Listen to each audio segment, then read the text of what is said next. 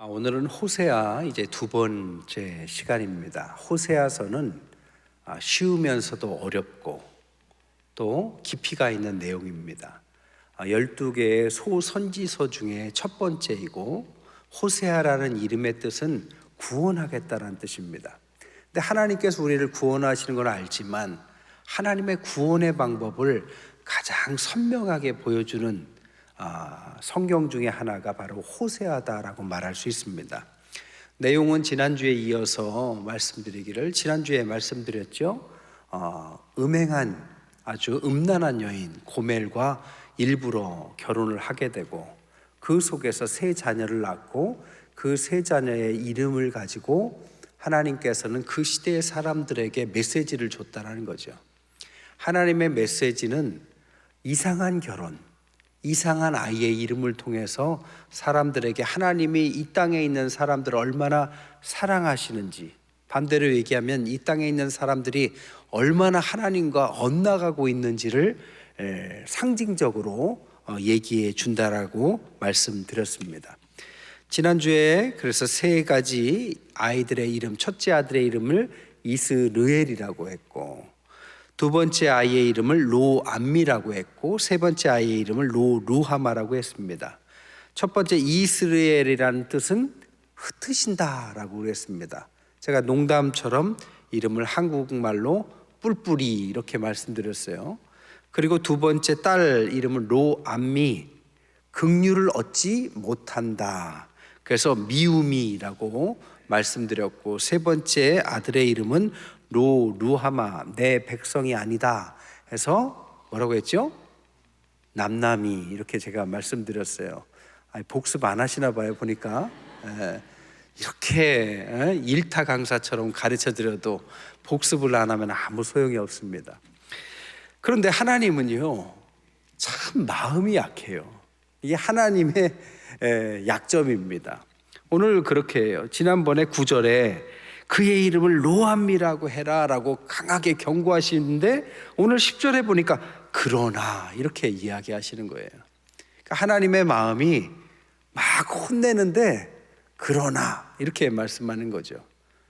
그래서 이스라엘 자손의 수가 바닷가 모래같이 되어서 헤아릴 수 없고 셀 수 없을 것인데, 그들에게 이르기를 너희는 내 백성이 아니라고 한 그곳에서 하나님의 아들이 되고, 또 11절에 보니까 이스라엘의 날이 되고, 1절에 보니까 형제 중에는 암미라고 하고 자매에게는 루하마라고 하겠다. 로암미, 로루하마처럼 로자 부정어를 뺀 루하마와 암미라고 이름하겠다. 그러니까 어찌 말하면 그들에게 했던 경고와 저주를 바꿔주시겠다라는 거죠. 이스라엘이라는 이름은 뿔뿔이 흩어진다라는 의미로 더 흩으신다라는 뜻이지만, 똑같이 이스라엘이라고 말씀하셨는데, 이 이스라엘이 뿔뿔이 흩는다라는 뜻도 있지만 이렇게 뿌리신다라는 뜻도 있습니다. 그리고 바꿔 말하면 심는다라는 뜻도 갖고 계세요. 그러니까 흩으셨는데 다시 심으실 것이다. 그리고 로암미라는 게 뭐라고요? 긍휼히 여김을 받지 못한다고 했는데 로자를 떼니까 암미, 긍휼함, 불쌍히 여겨서 아이고 어쩌냐, 이렇게 하나님은 하실 것이다. 그리고 로루하마, 내 백성이 아니다라고 한 것을 루하마, 로를 빼고 내 백성이다 라고 할 것이다. 그래서 제가 또 이름을 생각해 봤잖아요. 그래서 뿔뿔이라는 이스라엘을 심으신다라는 의미의 심음이, 약간 무리수가 있지만 심는다는 의미로 심음이, 그리고 로암미라고 미움이라고, 긍휼히 여기지 못한다고 미움이란 이름을 암미, 미움의 반대말은 사랑이, 그리고 로루하마는 내 백성이 아니다 해서 남남이 했는데, 루하마 내 백성이다라는 의미의 피부치, 이것도 약간 무리수가 있습니다. 한글이 어렵더라고요.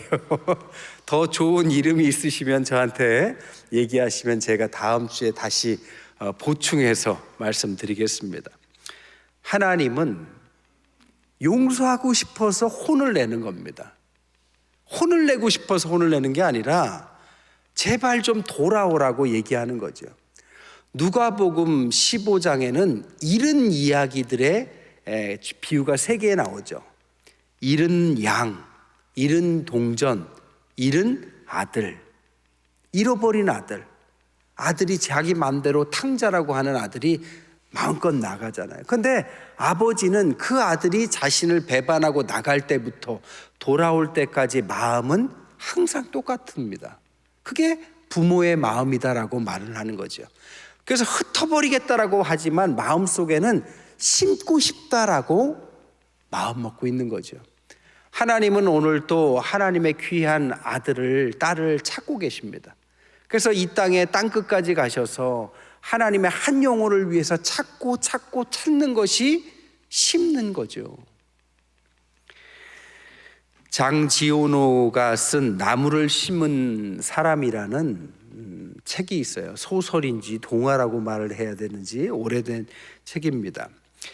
나무를 심는 사람의 이야기를 그린 책인데, 소설인데, 실화는 아니에요. 소설인데 그것을 프레드릭 백이라는 사람이 만화로, 애니메이션으로 만들어서 아카데미 단편 애니메이션 상을 받은 아주 유명한 작품이에요. 한 30분짜리 내용입니다.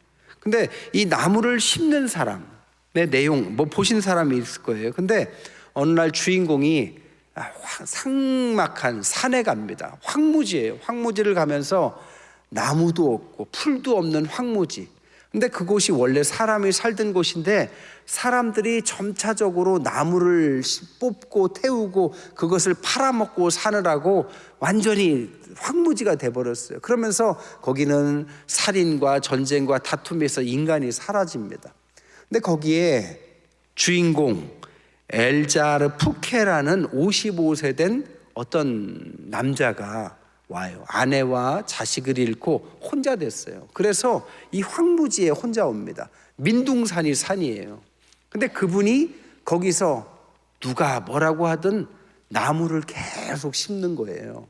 도토리를 매일 골라가지고 참나무를 심고, 우리 장로님도 계시는데 참나무를 심고, 또 자작나무를 심고, 또 여러 나무, 밤나무를 심고, 주인공이 그것을 따라다니는데 이렇게 심어서 어떻게 될까 싶은데 10년쯤 있다 와보니까 어떤 산이 막 생겼어요.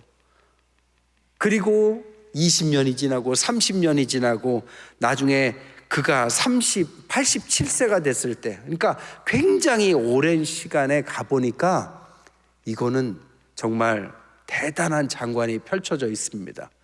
온갖 나무가 산에 가득하고 거기에 새와 동물이 돌아오고 물이 나오기 시작하고 사람들이 돌아와서 10,000명이나 되는 사람들이 마을을 이루고 사는 것을 나중에 목격합니다. 애니메이션이 있으니까요. 한번 집에서 찾아보세요. 나무를 심은 사람. 그 책에 보면 마지막에 이렇게 말합니다. 이것은 신만이 할 수 있어 라고 끝을 맺어요. 그러니까 누가 뭐라고 했든 계속 심어가니까 사람이 살 수 없는 척박한 곳에 모든 사람이 행복하게 살아가는 터전이 마련되는 이야기를 말하는 거죠. 하지만 그것을 혼자 한 그 주인공은 어떻게 됐을까요? 수십 년간 정말 외롭게 그 일을 해낸 거죠.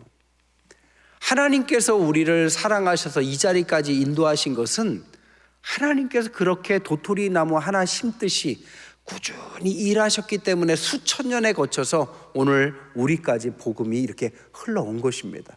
우리가 이제 숲을 이루듯이 교회를 이루고 이곳에서 사랑스러운 믿음의 권속이 됐고 여기서 우리가 임직도 하고 사람도 세워가면서 좋은 교회가 될 때까지 하나님은 보이지 않는 곳에서 계속 심으셨다라는 거죠. 하나님은 항상 그런 마음입니다.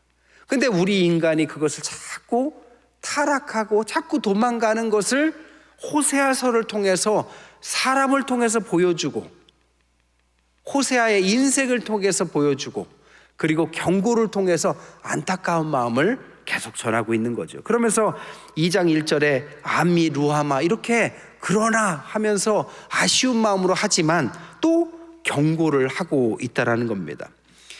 고멜이 음란한 여인으로 상징되는 타락한 우리들을 상징하는 고멜의 죄를 세 가지를 오늘 본문을 이야기해요. 근데 그냥 이야기하지 않고 그러므로라는 접속사와 연결해서 이야기해요. 첫 번째 그러므로는 6절에, 두 번째 그러므로는 9절에, 세 번째 그러므로는 14절입니다. 근데 오늘 13절까지 읽었기 때문에 일단 그러므로에 관해서 세 가지가 있는데, 그러므로는 앞에 있는 것 때문에 그러므로 뒤가 있다라는 뜻이겠죠. 그러니까 이 그러므로는 죄를 이야기하고 있다라는 것입니다. 그럼 고멜이 지었던 죄가 오늘 본문에는 어떤 죄를 이야기할까요? 세 가지입니다. 첫 번째, 2절부터 7절까지 그러므로가 담고 있는 첫 번째 죄는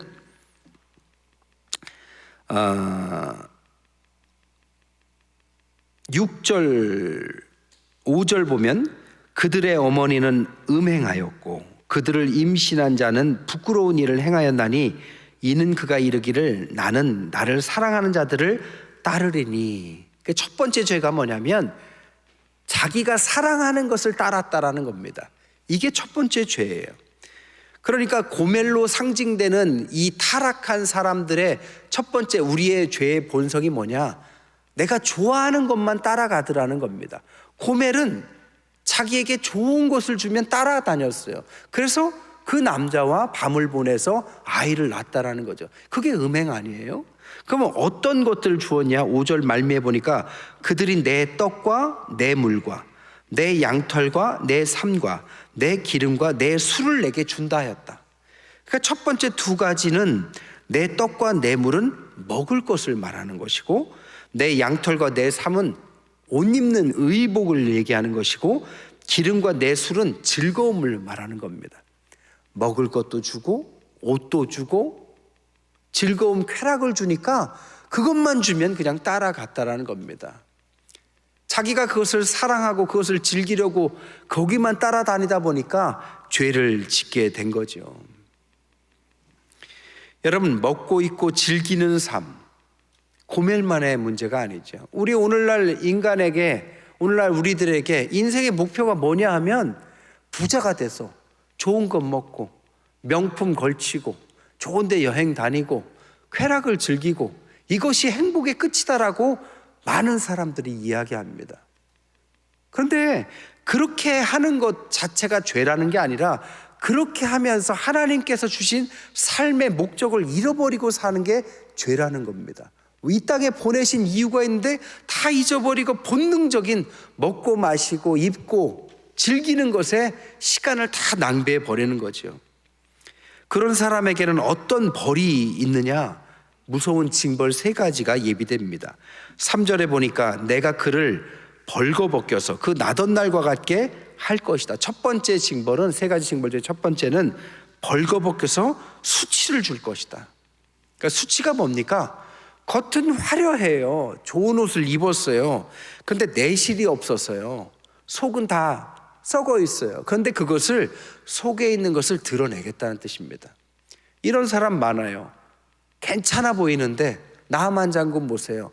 괜찮은 장군인 줄 알았는데 속을 보니까 문둥병이 있었어요. 그런 것처럼 오늘날 현대에 있는 많은 사람들이 잘 사는 것 같아도 그 사람을 조금만 알게 되면 세상에서 가장 불행한 사람처럼 살고 있는 사람이 많다는 겁니다. 이게 수치를 드러낸다는 뜻입니다.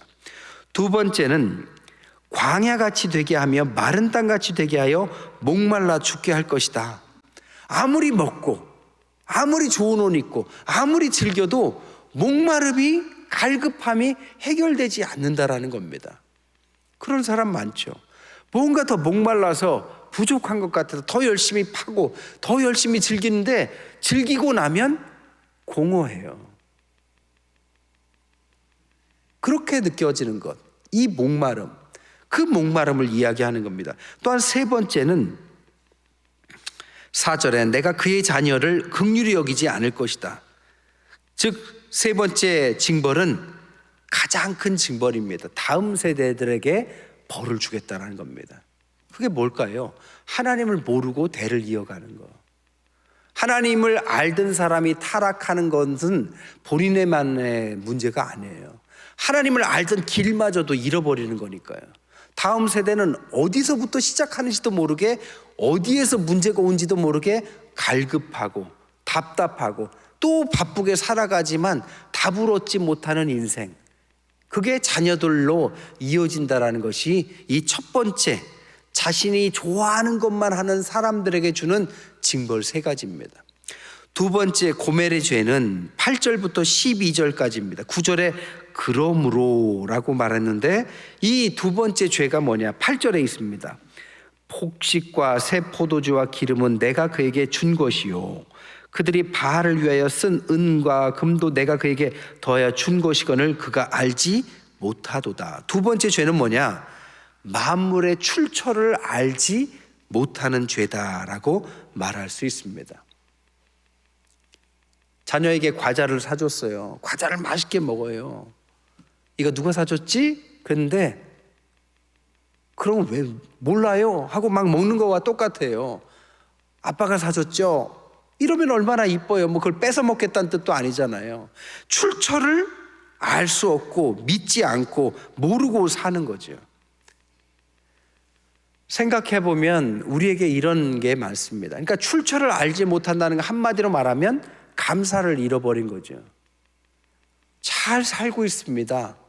감사를 잃었어요. 우리가 오늘 살아가는 것 생각해 보면 굉장한 일들인데 감사를 잃었어요. 어려웠던 시간에서는 옛날 라떼는 하듯이 옛날에 어렵게 살 때는 상상도 못할 편안함을 사는데도 감사를 잃었어요. 감사는 뭐예요? 감사는 고사하고 불평만 늘었어요. 더 꼬투리를 잡아서 부족한 것만 생각해요. 많이 주셨는데, 생각해보면 참 많이 주셨는데, 받은 복을 세어보면 굉장히 많을 텐데 없는 것만 찾아내는 그런 사람이 돼버렸습니다. 그걸 말해요. 여기에도 세 가지 징벌이 있습니다.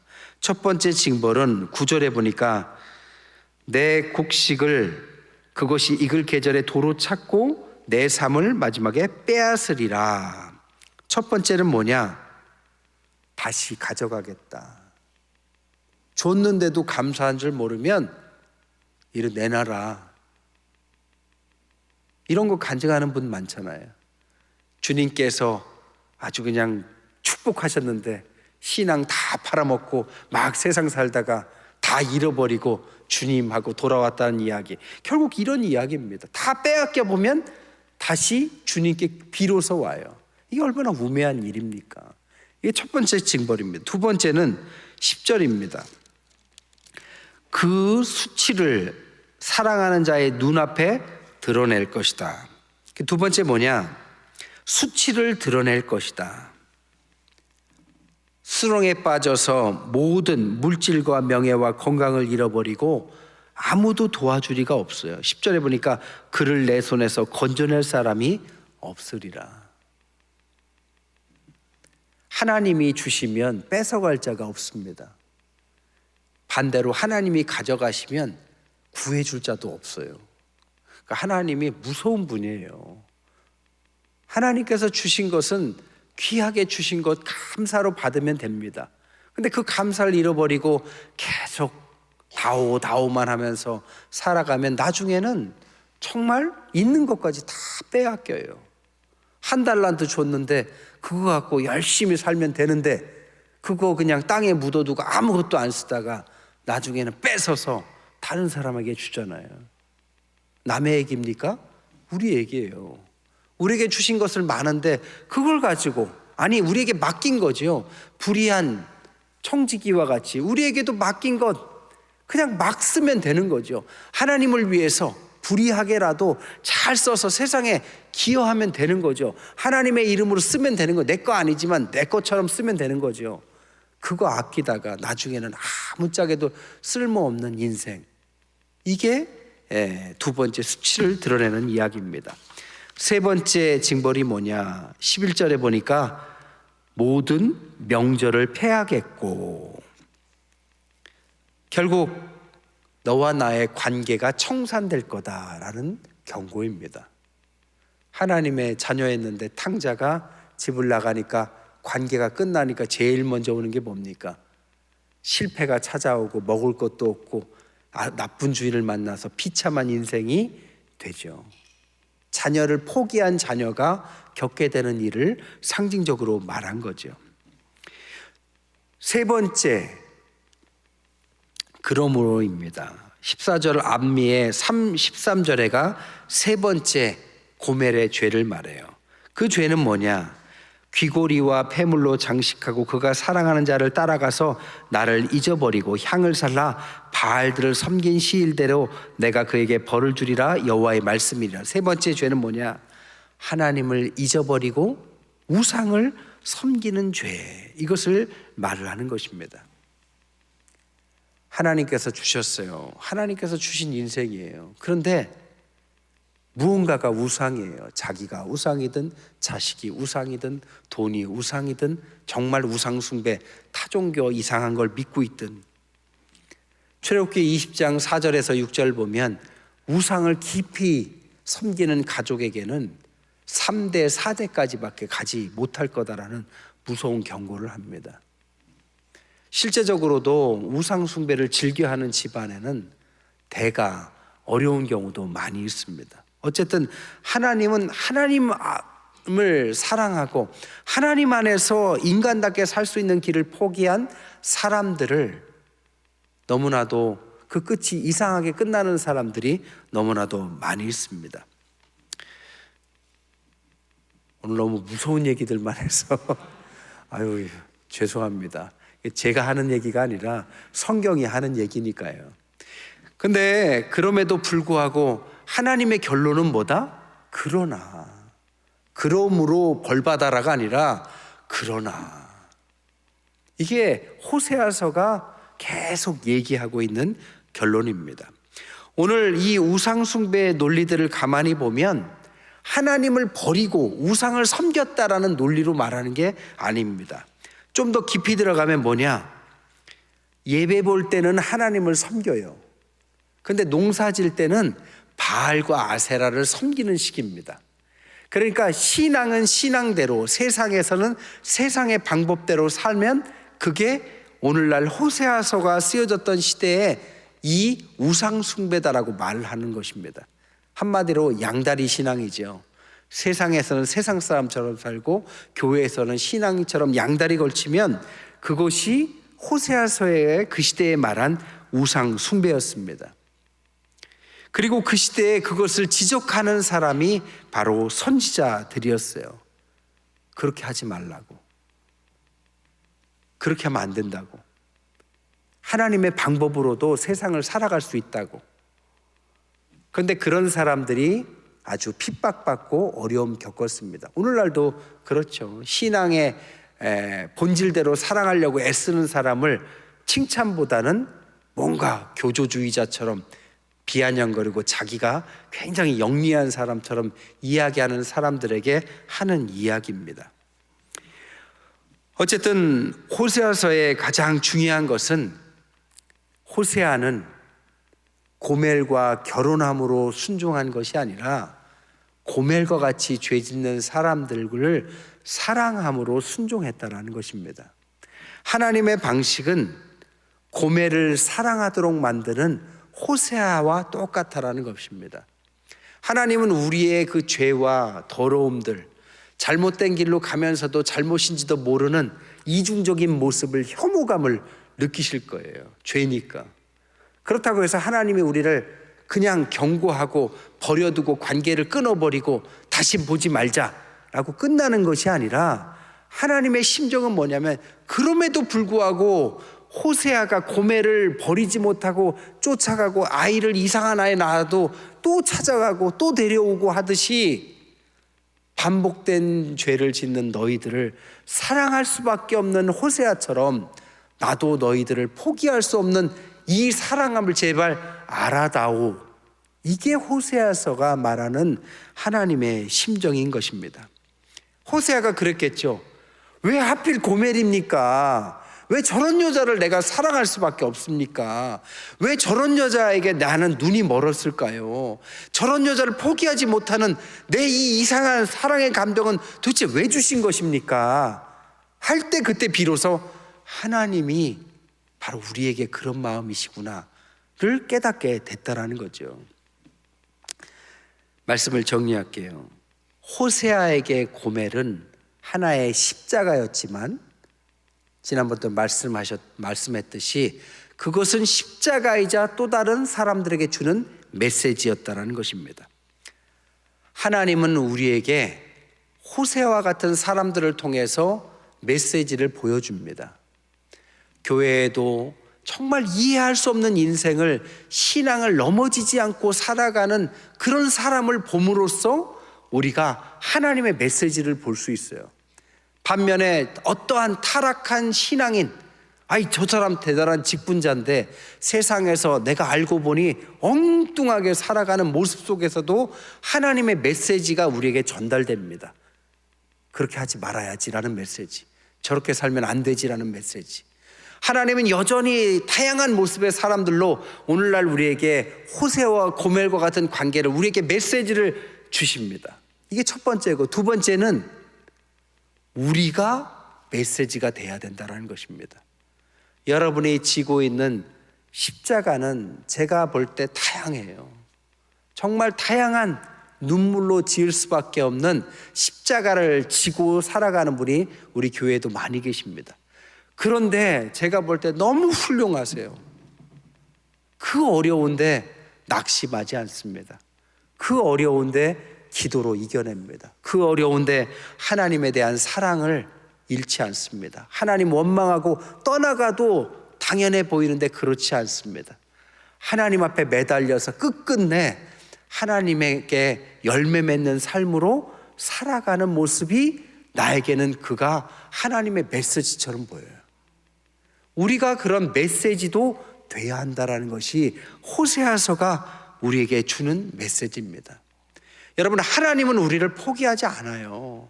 우리가 어떠한 짓을 할지라도 그러나라고 하나님은 결국 그러므로로 시작해도 그러나로 끝나실 겁니다. 그런데 그것은 하나님의 그 선의를 우리가 악용하라고 가르쳐 주는 게 아닙니다.